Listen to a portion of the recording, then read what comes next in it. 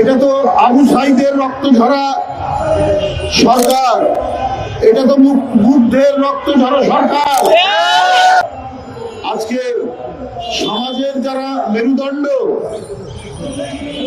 সমাজকে যারা নির্মাণ করবেন, ছাত্রদেরকে যারা গড়ে তুলবেন, তারা রাস্তায় দাঁড়িয়ে তারা তাদের আহারের জন্য, খাদ্যের জন্য, কোন রকমের মানুষ হিসেবে বেঁচে থাকার জন্য আজকে তারা দাবি করছেন, অথচ সরকারের পক্ষ থেকে কোন ধরনের নজর নেই।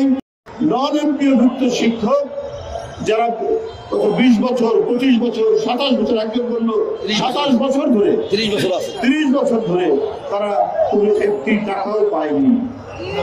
এরা বাংলাদেশের লোক নন, এরা তো টাকা না নিয়েই এত অনেক ছাত্র তারা তৈরি করেছেন যারা সমাজে বিভিন্ন জায়গায় আছে, বিভিন্ন সরকারি দায়িত্ব হয়তো পালন করছে। তো এদের দিক থেকে মুখ ফিরিয়ে রেখেছেন কেন? আমি ওই যে বলেছি যে নিশ্চয়ই কিছু গণবিরোধী উপদেষ্টা রয়েছে যারা আপনার কোন ইতিবাচক পদক্ষেপ, জনগণের সবচেয়ে আলোকিত অংশ শিক্ষকরা, এই শিক্ষকদেরকে ক্ষুধার্ত রেখে, অনাহারে রেখে, এদের সন্তানদেরকে আপনার মৃত্যুর সাথে পাঞ্জা লড়িয়ে আপনারা কি আনন্দ পাবেন আমি জানি না।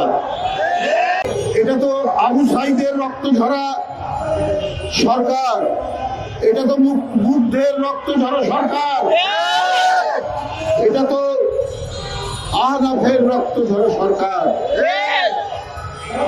তো সেই সরকার